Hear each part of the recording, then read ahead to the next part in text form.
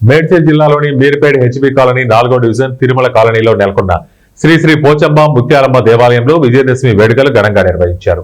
ఈ సందర్భంగా ఆలయ కమిటీ చైర్మన్ పూసల బ్రహ్మచారి మాట్లాడుతూ 9 రోజులుగా దేవీ శరన్నవరాత్రి ఉత్సవాలు అత్యంత భక్తి శ్రద్ధలతో నిర్వహించామని, దసరా పండుగ సందర్భంగా జమ్మి పూజ నిర్వహించారు.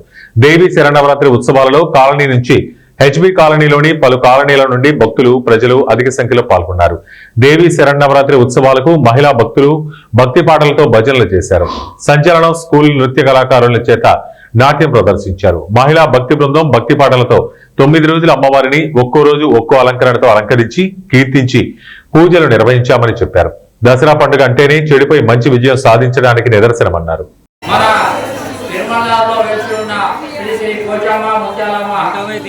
దేవస్థానంలో 22వ తారీఖు నుండి ఈ రోజు వరకు దసరా నవరాత్రులు జరుపుకోవడం జరిగింది.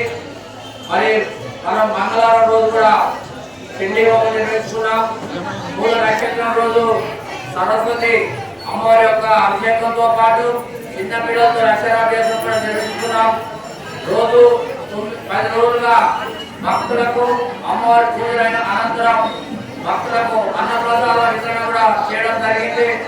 మరి దాదాపు 14 సంవత్సరాల నుండి ఈ యొక్క దుర్గా నవరాత్రులు మన యొక్క దేవస్థానంలో నిర్వహించుకుంటున్నాం. భక్తుల సహకారంతో కూడా గుడి ఎంతో డెవలప్మెంట్ అయింది. మరి భక్తుల సహకారంతో దసరా నవరాత్రులు కూడా బ్రహ్మాండంగా విజయవంతంగా చేయడం జరిగింది.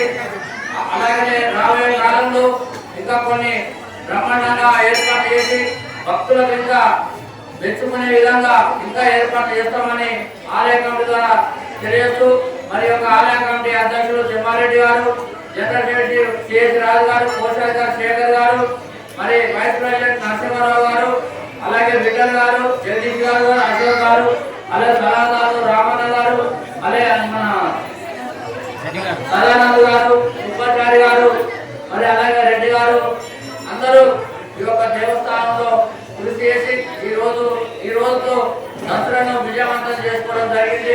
భక్తులందరూ కూడా దేవాలయ తరఫున శుభాకాంక్షలు తెలియజేస్తూ, మరి మన యొక్క దసరా నవరాత్రుల్లో కూడా భక్తులు పాల్గొని సామూహిక కుంకుమార్చనలో పాల్గొని బ్రహ్మాండంగా విజయవంతం చేయడం జరిగింది. అలాగే మన యొక్క విగ్రహదాత మరి సింగ వెంకటేశ్వర గారు, విజయశ్రీ గారు